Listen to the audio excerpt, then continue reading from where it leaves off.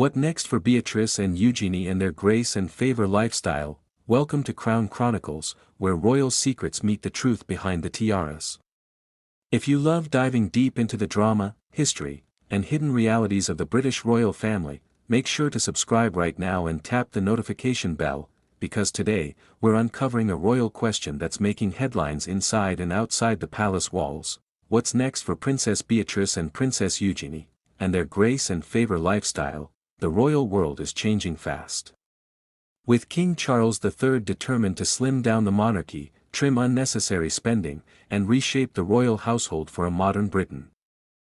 Some members of the family are finding their positions, and privileges, hanging by a thread.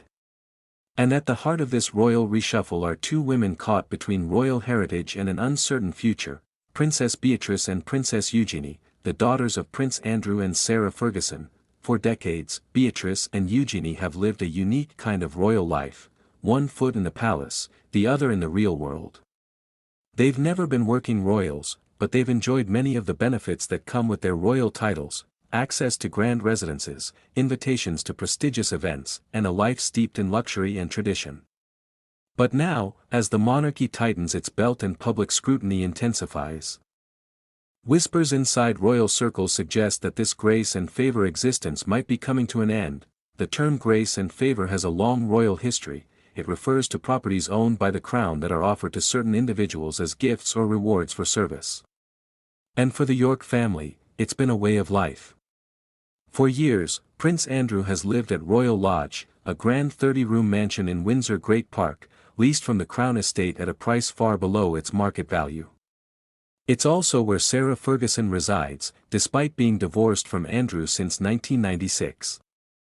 And yes, it's been the family's fortress, a base for Beatrice and Eugenie whenever they return to Windsor. But that arrangement is now under threat. King Charles is said to be re-evaluating the use of royal properties, particularly those occupied by non-working members of the family. The goal? Streamline costs and send a clear message that the monarchy is moving into a new, leaner era. And unfortunately for the Yorks, their lifestyle sits right in the crosshairs of that plan. Behind the scenes, royal insiders whisper that the king has been quietly urging Prince Andrew to downsize, possibly to Frogmore Cottage, the same residence recently vacated by Prince Harry and Meghan Markle. But Andrew has reportedly refused, insisting that he intends to remain at Royal Lodge, where he has invested millions of pounds of his own money.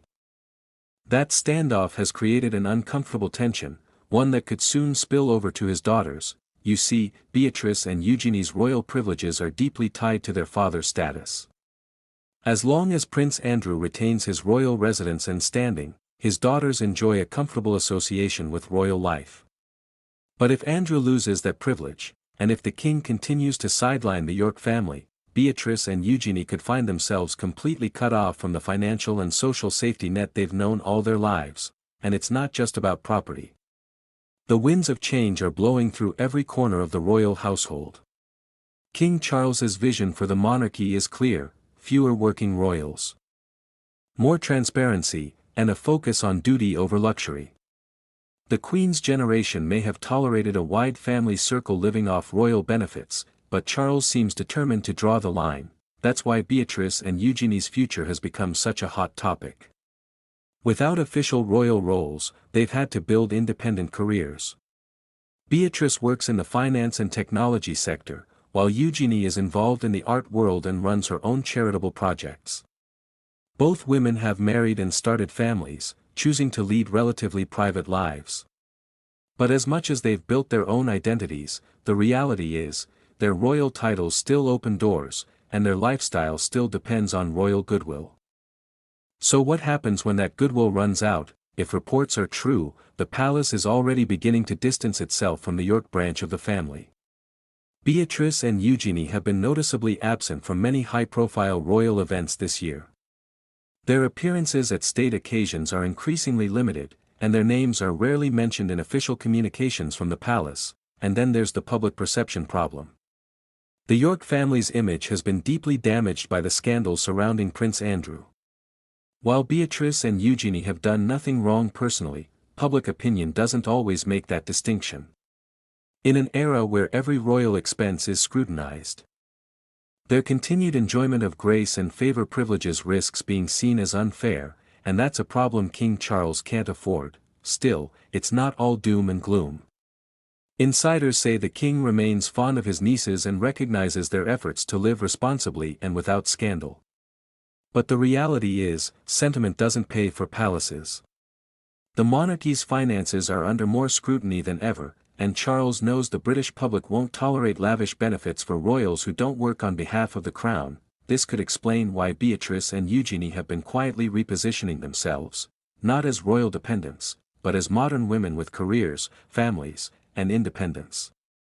Beatrice has been seen attending business events, networking with entrepreneurs, and even working behind the scenes on digital initiatives that reflect her interests in technology and education. Eugenie, meanwhile, continues her advocacy for anti-slavery causes and sustainable living, building a reputation that's rooted in social impact rather than royal privilege. The question is, will it be enough to secure their future, without the safety net of royal grace? If Royal Lodge becomes off-limits and the Yorks are forced to vacate, Beatrice and Eugenie could face a turning point that redefines their lives entirely. Without access to royal estates or the soft benefits of palace proximity, they might have to fully embrace a life outside the firm. That could mean more freedom, but also far less protection. And then there's Sarah Ferguson, the ever-defiant Duchess of York.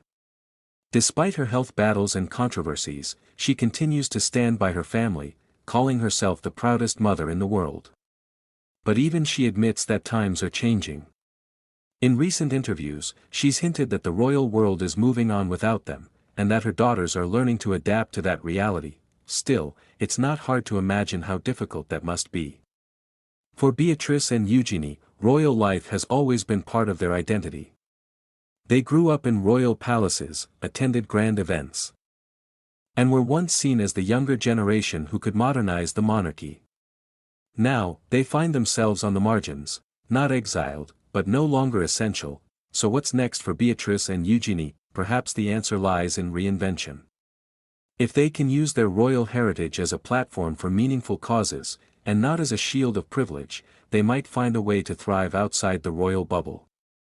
In many ways, their situation mirrors the changing times, a monarchy caught between tradition and transformation, between old privilege and new responsibility, and maybe, just maybe, Beatrice and Eugenie will become the bridge between those worlds, two women who learn that royal titles may open doors, but character and courage are what truly keep them standing. Thank you for watching Crown Chronicles. If you enjoyed this deep dive into royal life, don't forget to like, subscribe, and comment below. Do you think Beatrice and Eugenie should keep their grace and favor lifestyle, or is it time they forge their own path outside the royal fold? Because here at Crown Chronicles, we uncover not just the glamour, but the truth behind the crown.